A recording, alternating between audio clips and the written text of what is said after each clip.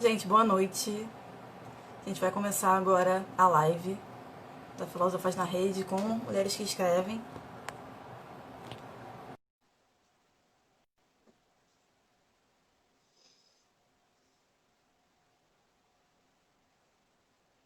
Thaís vai entrar agora. Entrei. E aí? Olá, Tudo bom? tudo bem? E você? Então, gente, boa noite. Hoje eu sou Roberta Saavedra, estou representando aqui o coletivo das Filósofas da Rede. Vou entrevistar a Thaís Bravo, que é escritora, pesquisadora e co-criadora da Mulheres que Escrevem. E o tema de hoje é justamente mulheres que escrevem e também processos de escrita, né? É, Vocês podem mandar perguntas, que eu vou estar acessando essas perguntas e sempre que eu puder vou levar para a Thaís ao longo da conversa.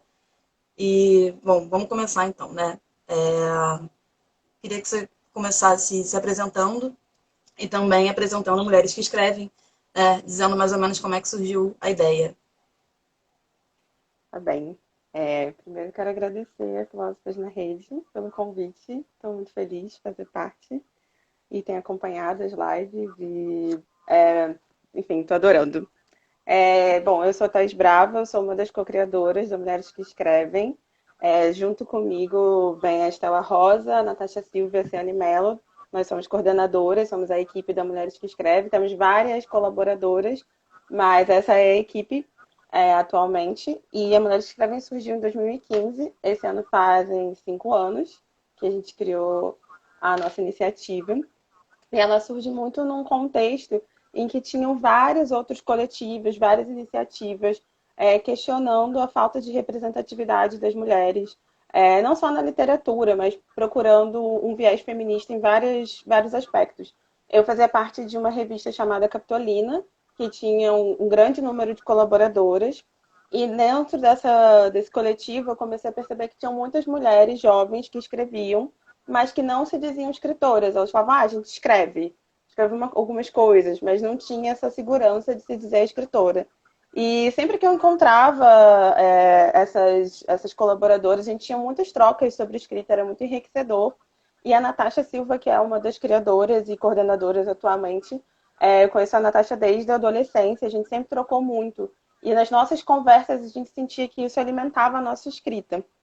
Então, a Mulher Escreve surgiu um pouco para promover encontros. Tanto é que o nosso slogan é uma conversa entre escritoras, porque a ideia é construir um espaço de escuta entre mulheres que escrevem, e aí englobando a escrita de uma forma muito geral, né? Não só que escrevem poesia ou ficção, mas também que escrevem pesquisas acadêmicas, que são jornalistas, editoras, tradutoras, pensando na escrita como um grande ofício que tem várias possibilidades. E que, em geral, é difícil que uma mulher escreva só um tipo de gênero, né? Geralmente a gente faz um monte de coisa.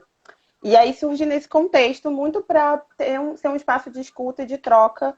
A gente criou uma newsletter, que é uma plataforma que você se inscreve e aí você recebe no seu e-mail textos e a gente chamava outras escritoras para escrever sobre os processos de escrita, sobre as inseguranças ou outra temática que ela fosse interessante para elas. Então esse foi o nosso início em 2015, depois tornou outras coisas, mas foi mais ou menos assim que começou.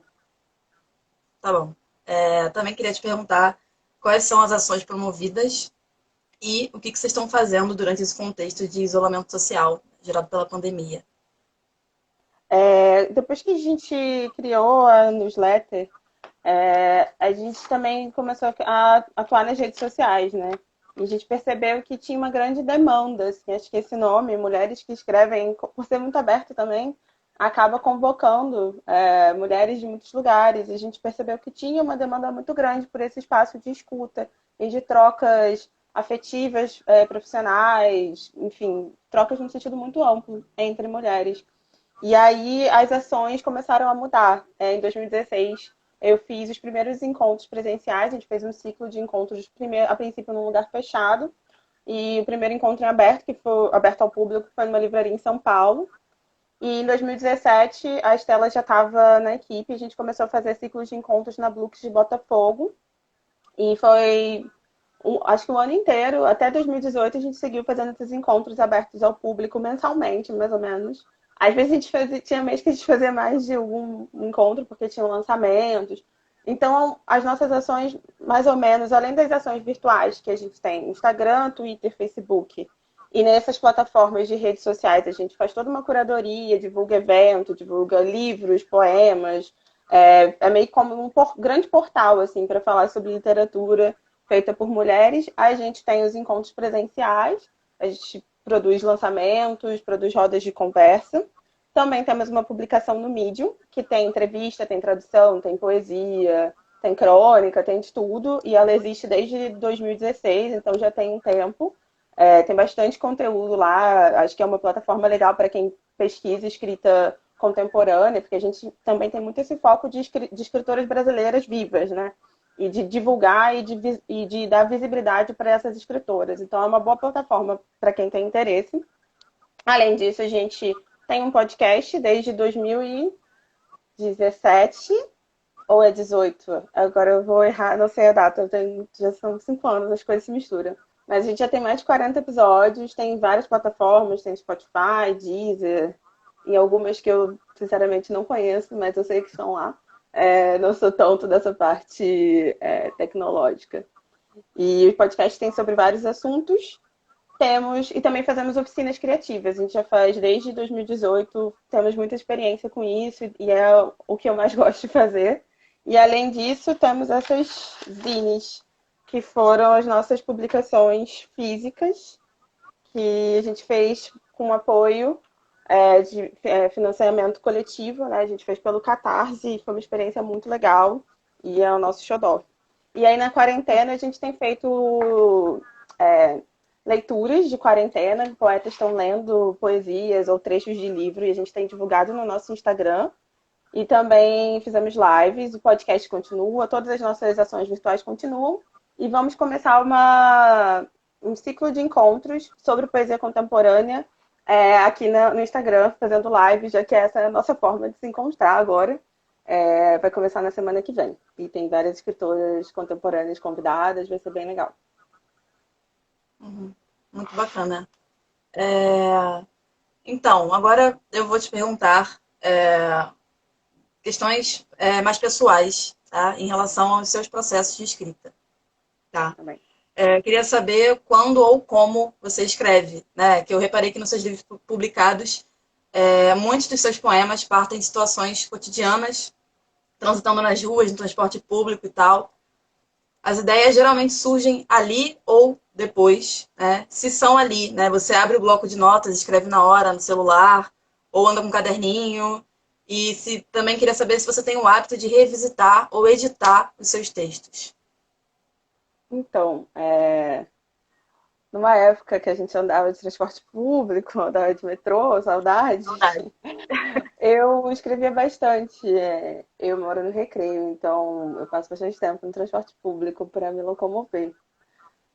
Estudo no fundão, então baldeações, etc.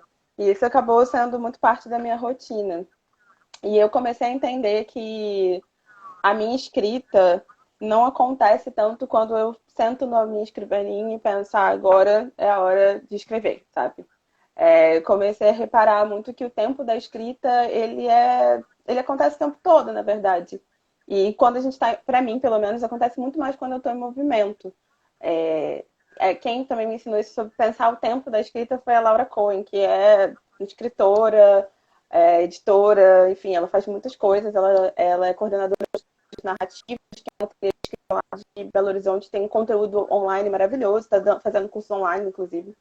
E ela fala sobre isso, né? Como o tempo da escrita, a gente está às vezes cozinhando e está pensando num texto, toma banho e está pensando. Ele não é só na hora que você senta e digita ou escreve. E eu tinha esse hábito de se eu tivesse em movimento e eu tinha alguma ideia, eu anotava, eu tenho um rascunho comigo mesma no WhatsApp. E eu gosto tanto dessa ferramenta que agora eu tenho 2 rascunhos. Um é para anotar coisas, guardar links e anotar coisas de pesquisa, e um é um rascunho que tem de tudo, desde boleto até um verso que eu pensei, alguma ideia que eu tive. E eu defendo muito que escrever é reescrever. Então, às vezes, você tem a ideia e aí você anota, e aí você vai escrever no seu caderno, e aí depois você vai escrever no computador, e aquilo vai sendo transformado. E é um trabalho que tem muitas etapas. Eu penso muito nisso, assim, de. Eu gosto muito de escrever à mão, eu gosto de anotar as coisas, né, assim, no calor do momento, se eu estiver com o celular na mão, porque é mais prático, né, para digitar do que pegar um caderninho e tal. Mas eu gosto de ter momentos que eu escrevo no caderno e aí depois eu reescrevo digitando, assim. E Uhum. para mim, meu processo de escrita é bem longo, na verdade, não é muito rápido. E acho que eu respondi a pergunta. Eu sei. Respondeu, Tá. respondeu. Então, você é formado em filosofia, né, pela UF, faz letras, graduação na UFRJ e também mestrado atualmente, né? E aí eu fiquei pensando um pouco sobre esse contraponto entre a escrita acadêmica, que é uma escrita mais dura, mais regrada, mais censurada, mais fechada, e uma escrita literária, que me parece muito mais livre, mais solta, mais aberta. E aí eu também percebi que você tem escrito bastante sobre a questão da vulnerabilidade, né? Talvez o texto acadêmico, né, exija um mascaramento dessa vulnerabilidade com a pretensão, né, de uma suposta neutralidade que ele exige, né, que na verdade inexiste. Aí eu queria te perguntar como é que você acha que a escrita literária pode contribuir para uma melhor fruição da escrita acadêmica e também, se possível, vice-versa. É, é isso, eu sou formada em filosofia e alguns dos professores que eu tive na filosofia falavam algo que eu particularmente gosto muito, que é que os filósofos e as filósofas são escritores e escritoras. Que cada livro de filosofia é também uma literatura, tem uma invenção, né, de um vocabulário. E eu gosto muito disso. Eu acho que também o movimento contrário existe. Por exemplo, eu acho que a Hilda Ilst tem conceitos ali. As palavras estão ali e elas são conceitos. Elas não estão, elas voltam. Enfim, dá para tirar uma filosofia dos poemas dela, na minha opinião. Dá para tirar teoria de poesia também. Na verdade, é mais ou menos isso que eu pesquiso atualmente. Não com a Hilda Ilst, mas enfim.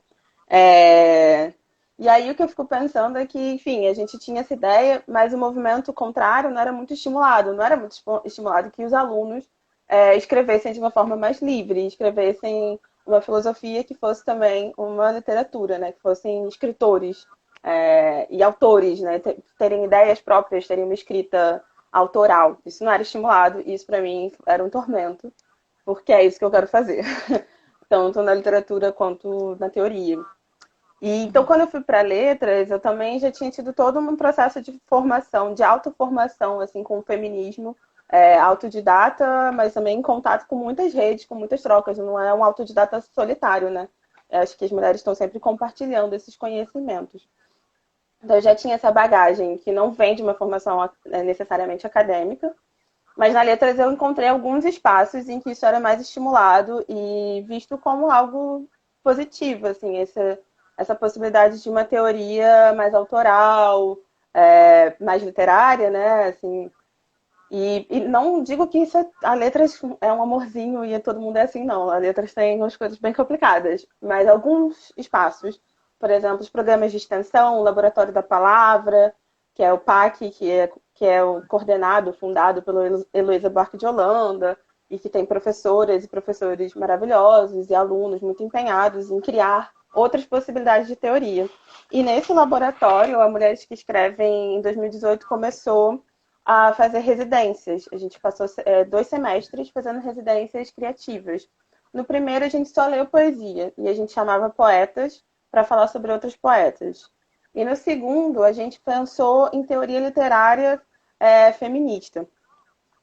Esse segundo movimento veio muito porque, lendo os poetas, a gente via que o aparato teórico da letras, tradicionalmente, assim, crítico, não dava conta de escrever uma teoria, uma crítica sobre essas poetas contemporâneas que a gente estava lendo. Então a gente foi procurar mulheres que são poetas e teóricas para ler nessa segunda etapa da residência que aconteceu no primeiro semestre de 2019. Então a gente leu a Audre Lorde, a gente leu a Ana Cristina César,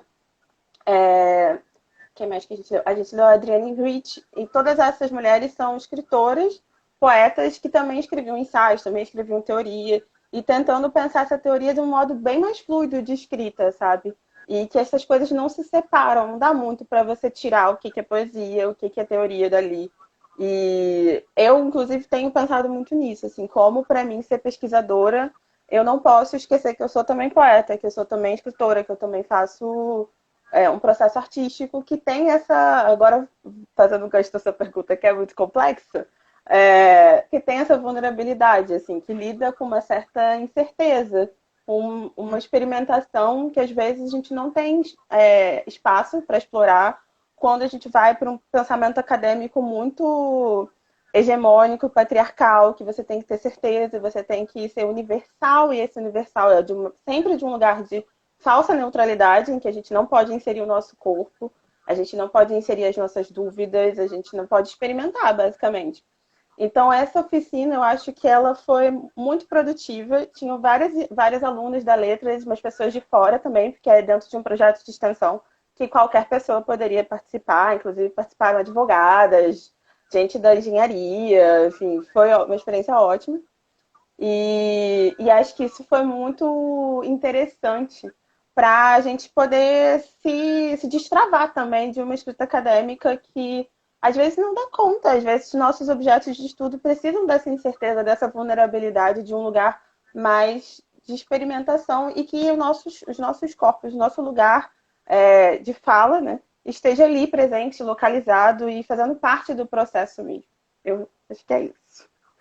Uhum, ótimo, muito bom.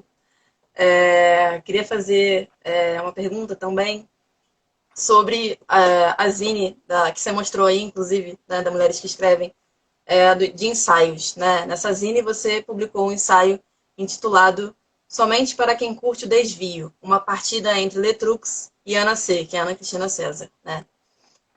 Então, nesse poema, nesse ensaio, perdão, você parece jogar, né, correlação entre verdade e ficção, e você procura enaltecer o caráter ficcional da escrita ou da arte no geral, se a gente for pensar a referência ao álbum, né, da Letrux, que você menciona, e você escreve em prol da autoficção enquanto um método poético. Né?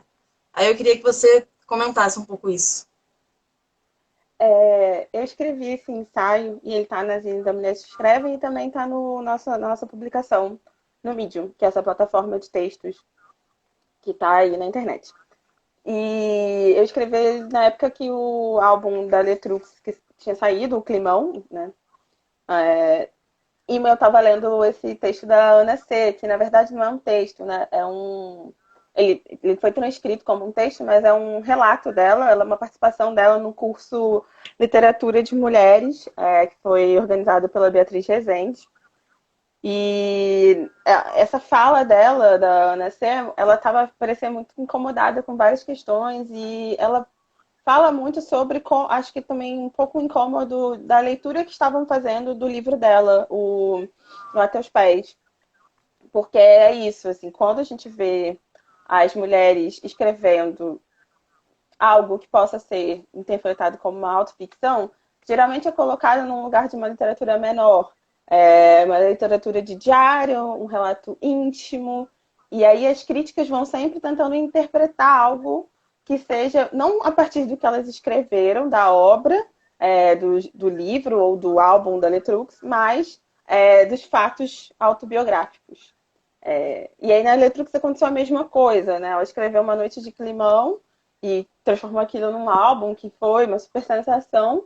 E as pessoas alguns críticos interpretaram aquilo como uma resposta a um relacionamento que ela teve com um companheiro dela, que era também companheiro de banda, que ela teve a Letusse. E aí, assim, uma visão muito empobrecedora do que essas mulheres são como artistas, porque parece que não tem uma elaboração.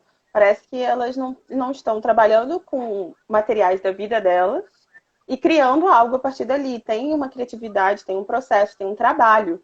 Né? E esse trabalho é apagado quando a gente, por exemplo, vê as leituras que são feitas da Ana C.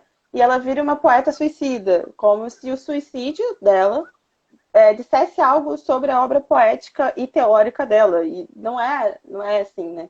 Então eu escrevi muito motivada nesse lugar de incômodo, justamente com uma certa crítica que é feita. e tentando pensar como, quando a gente escreve sobre a nossa vida, já tem um outro movimento, já tem um movimento criativo, um movimento de invenção, de reelaboração, e isso produz algo novo, não é simplesmente falar sobre os fatos, né?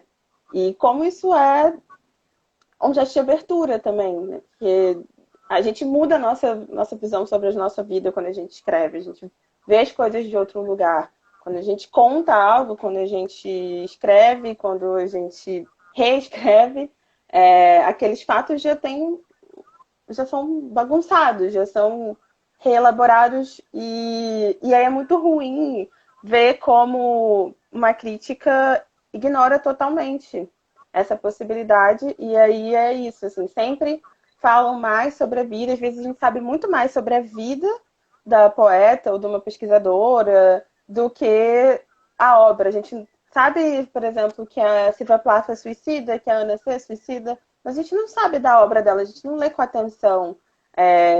E a crítica geralmente parte desse lugar.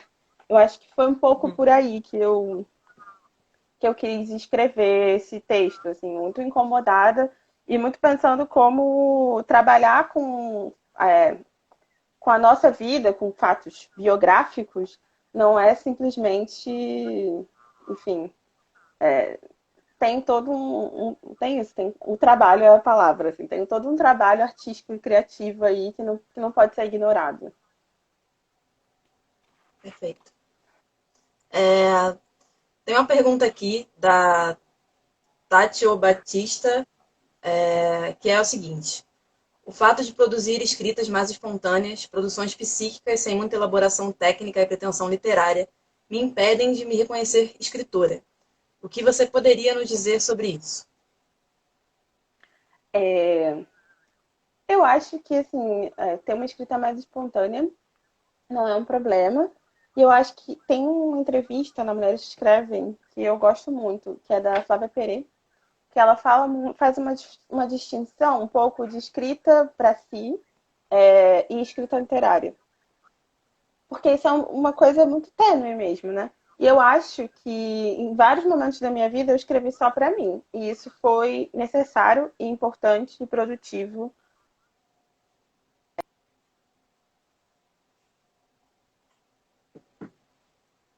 Thaís travou aqui para mim, gente. Ela travou para vocês também? Ou tá normal?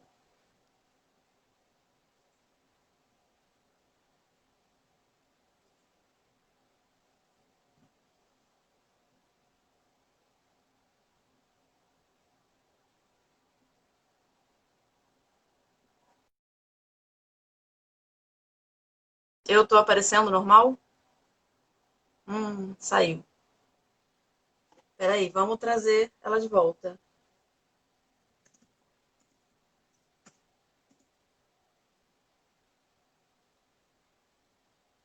Tá, gente, tô falando com ela aqui para ela voltar.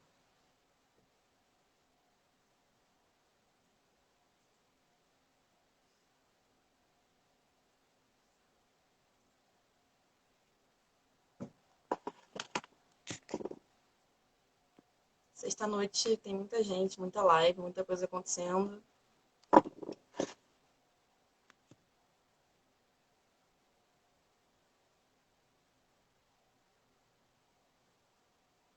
Voltou.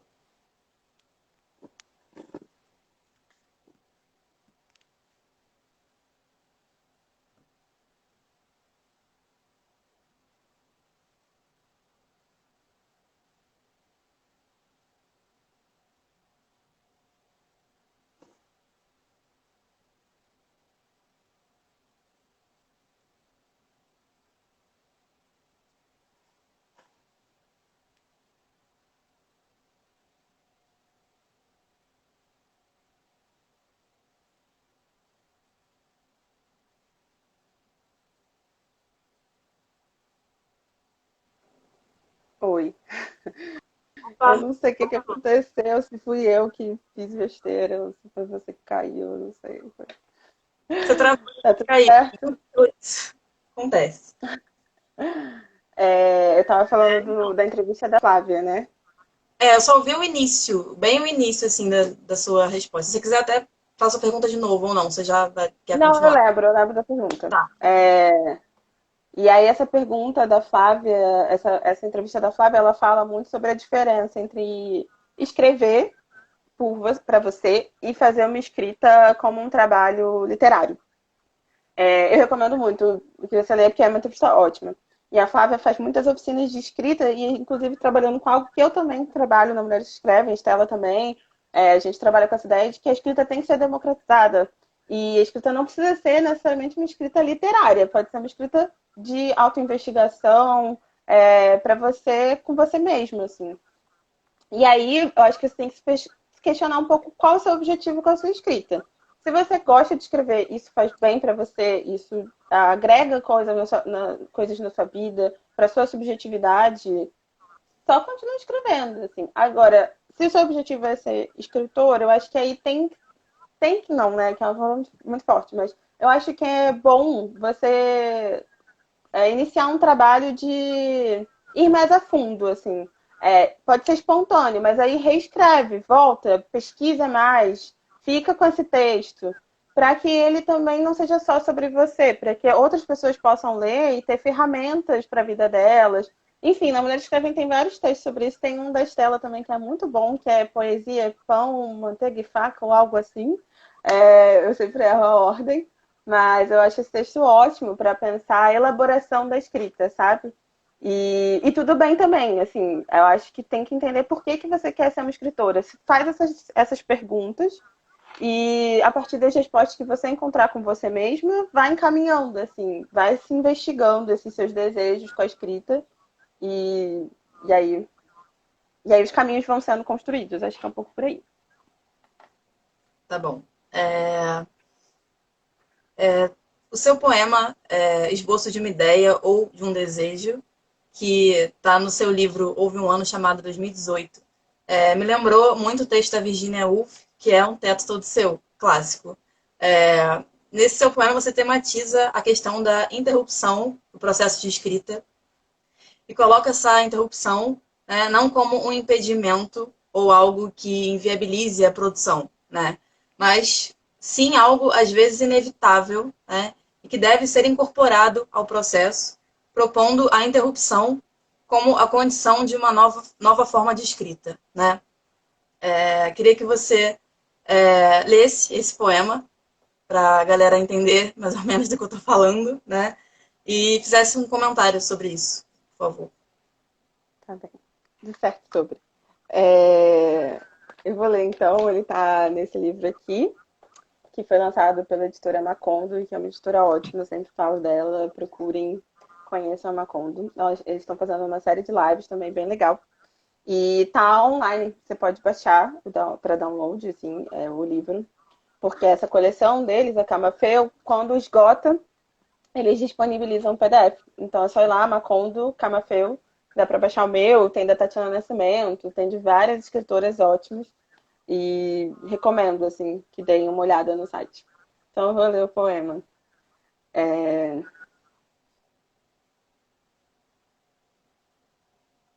Ai, travou. Putz. Travou geral ou só pra mim?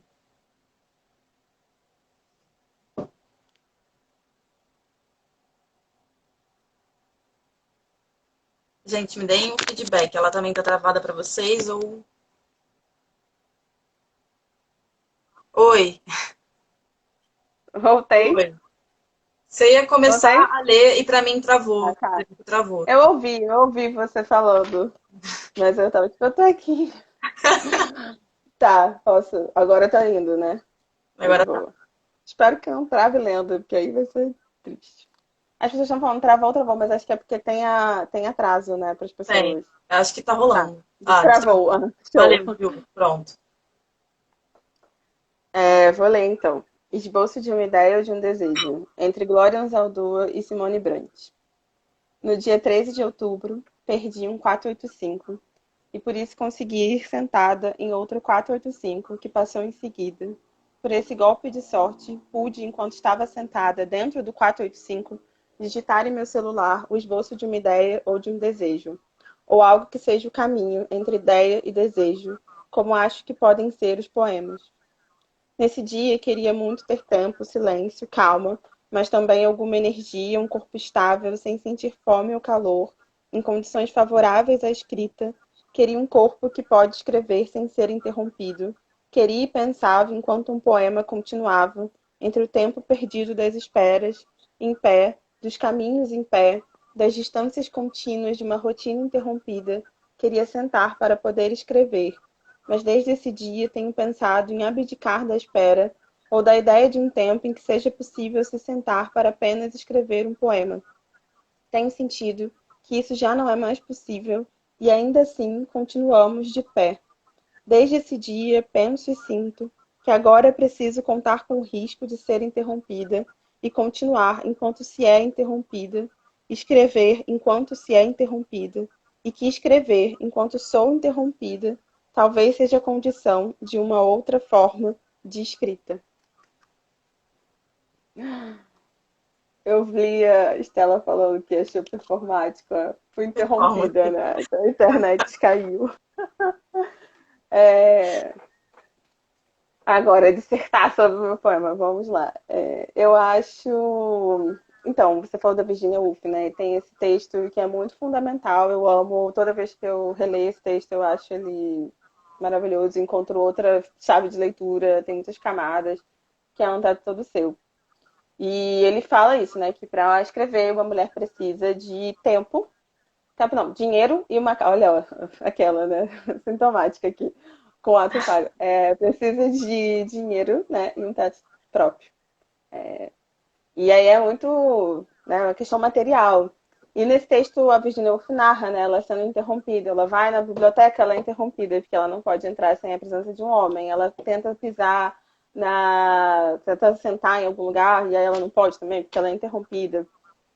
E aí, esse poema, ele faz referência a Gloria Anzaldúa, que é uma das escritoras, inclusive, que a gente trabalhou nas oficinas, sempre trabalha nas oficinas da Mulheres que Escrevem, que tem um texto emblemático, que ele está online, inclusive, recomendo sempre, que é o Cartas para Mulheres que Escrevem no Terceiro Mundo, escritoras do Terceiro Mundo.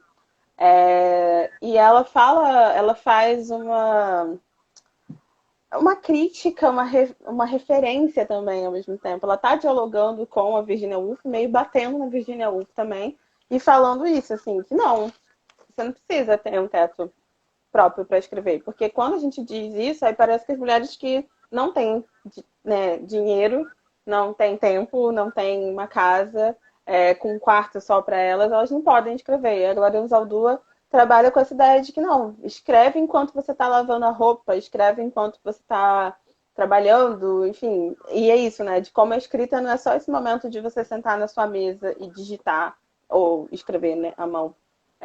A escrita vai se dando nas suas vivências, sejam elas em quaisquer condições materiais, né? E é muito enaltecendo isso, que as mulheres do terceiro mundo, as mulheres que não estão nessa condição da Virginia Woolf, de um espaço de ordem, possam também escrever. Também faz referência a Simone Brandt, que tem um poema maravilhoso, que é o Entropia, eu sempre leio esse poema, e está online também, e que é uma crítica a essa certa ordem. Assim. E o meu poema eu escrevi em 2018, né, um ano dificílimo, mas aí também quais anos não estão sendo assim agora, né? Mas, mas enfim, ele tinha muito essa questão de que eu estava pensando como essas escritas de mulheres, que são sempre interrompidas, né? Independente dos privilégios, claro que vão ter mulheres mais interrompidas, fisicamente interrompidas, né? Com as vidas interrompidas. Enfim, 2018 foi o ano, né? A gente nunca vai esquecer, foi o ano da execução da Marielle, e essa frase remete a ela também, né? De não ser interrompida. Uhum. E um pouco também me questionando como continuar escrevendo depois de um ano como esse, assim, que as nossas convicções políticas, os nossos sonhos, as nossas esperanças foram interrompidas, assim. E isso não tem jeito. Foi interrompida. Não tem como questionar isso, isso é um fato. Então, eu estava pensando muito também como a gente pode olhar para essas interrupções, para essas escritas de mulheres que são historicamente silenciadas, não com uma visada assim de escassez, mas também ver o que tem de potente, o que a gente pode escrever dentro das nossas vidas interrompidas, dentro dos nossos corpos que estão sendo sempre interrompidos, assim, e procurar outra chave de leitura, porque se a gente for ler as mulheres com um aparato crítico teórico que a gente tem, que é buscando essa falsa neutralidade, buscando romances de 700 páginas, não vai encontrar, né? As nossas escritas são mais fragmentadas, e pensar muito isso. Uma nova forma de escrita é encontrar uma forma que esteja de acordo com as nossas condições de escrita, assim. Não deixar de escrever porque as nossas condições de escrita não nos permite um certo tipo de escrita, mas assumir essa forma, assim, se reivindicar essa forma como nossa, sabe? E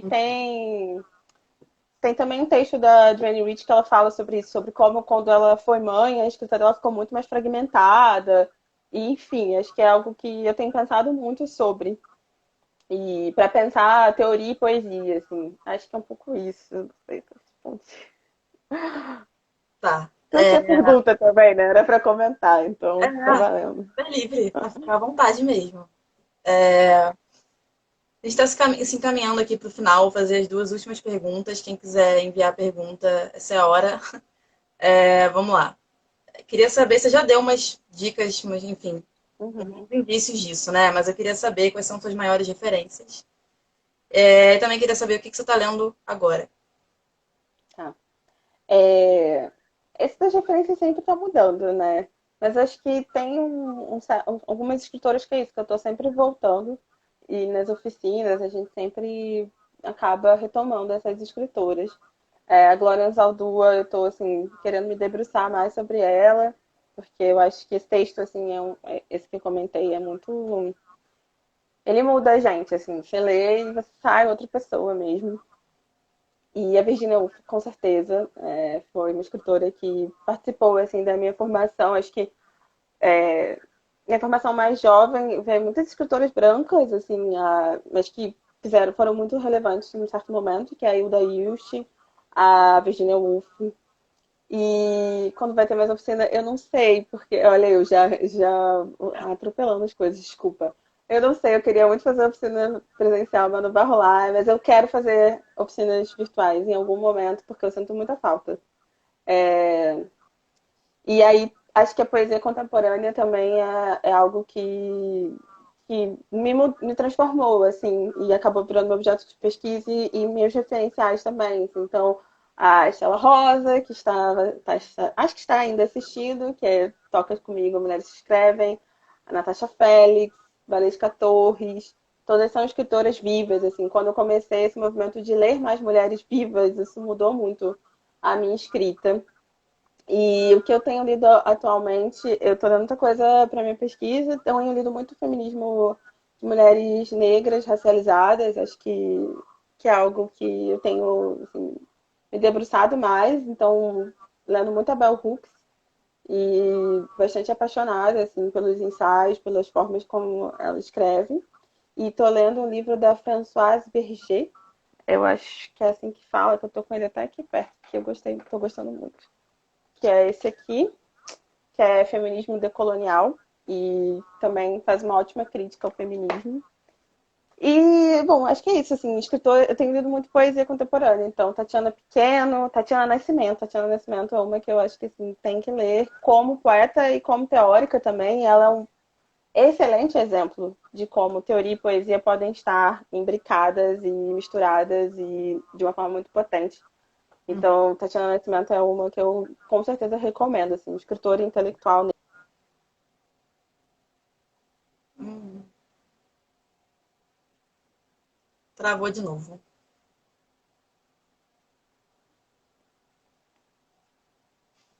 Vocês estão vendo, tá aí, gente?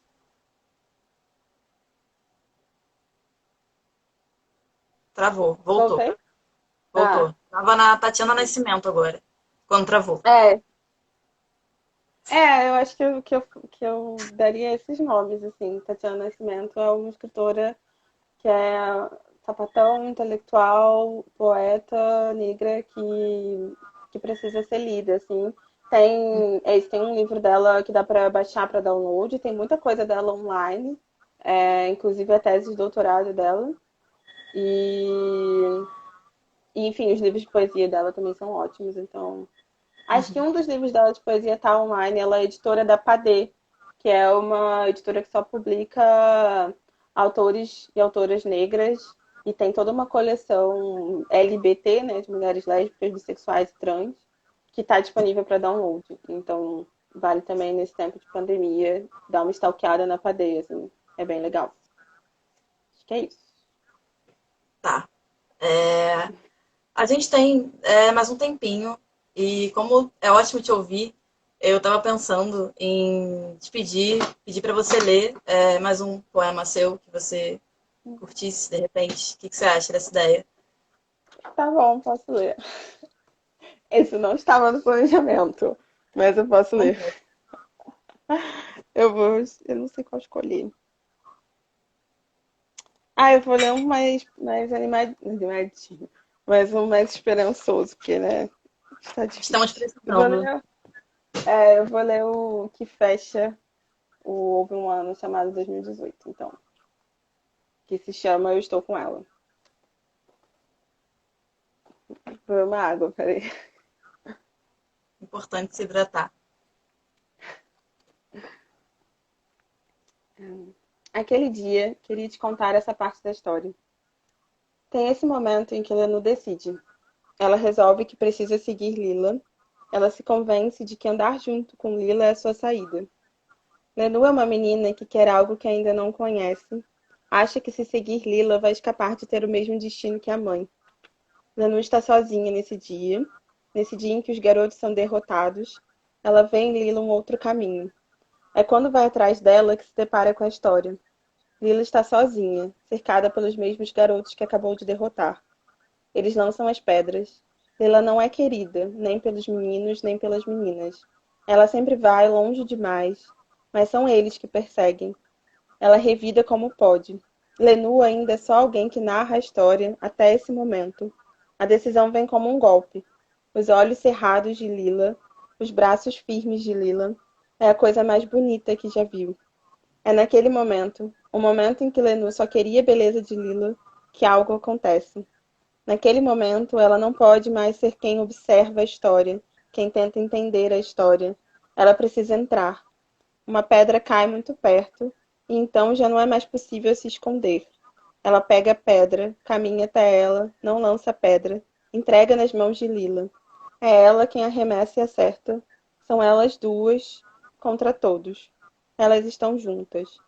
Algo acontece depois disso, depois dessa vitória, depois dessa pequena vitória, a mesma pedra que fere um deles acerta a cabeça de Lila.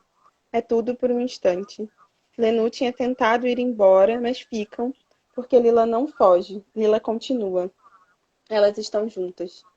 Então, não há mais como escapar. A mesma pedra volta, a mesma pedra atinge a testa de Lila, ela cai, o uniforme de Lenu estampa o sangue, elas estão juntas.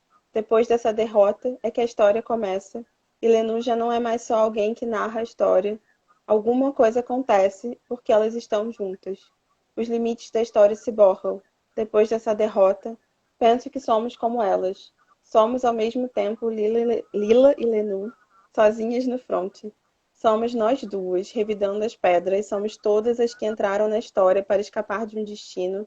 Somos Lenu entregando a pedra, somos Lila remessando a pedra, somos a pedra, as mãos, o ímpeto, o desejo, o movimento dos braços, os braços, o medo. Somos maiores do que o medo. Estamos juntas. E porque estamos juntas, alguma coisa acontece. Entre os limites borrados, são os nossos corpos a história, e é essa parte que ainda quero contar. Ai, maravilhoso. Esse poema é muito bom. Todos, né? São muito bons. É, então, a gente está no final já, né? Você quer falar mais alguma coisa? Quero agradecer de novo por ter participado, e é isso, assim, fiz filosofia numa outra época, e, e para mim teria sido muito bom quando eu era uma graduanda em filosofia que existisse um movimento como o que vocês têm agora e que vocês estão criando e ampliando. E acho é isso. Eu torço muito para que continue e que outras mulheres que fazem filosofia ou que são pesquisadoras se encontrem aqui nesse espaço, porque a gente precisa construir essas redes e se apoiar e marcar presença, assim. Então, é isso, assim. Parabéns pela iniciativa, continuem. Obrigada por eu poder participar também.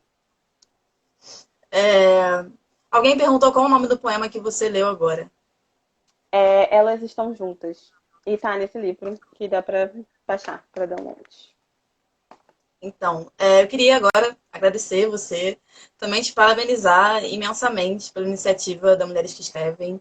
É incrível, é super necessária, né? Admiro muito mesmo, ó, inspiradora. Também essa live para mim foi super inspiradora te ouvir, assim. Enfim, parabéns pelo trabalho, pela militância. E é isso, né? Foi ótimo mesmo. Agradeço muito que você tenha aceitado o convite. Sim, obrigada também quem está assistindo. Tô vendo os comentários. Que bom que foi legal para vocês também. Eu adorei. Obrigada às pessoas que compareceram também, fizeram perguntas e comentaram. Então é isso. Amanhã tem mais live das filósofas na rede. E é isso. Um beijo, gente. Beijo, Thaís. Beijo.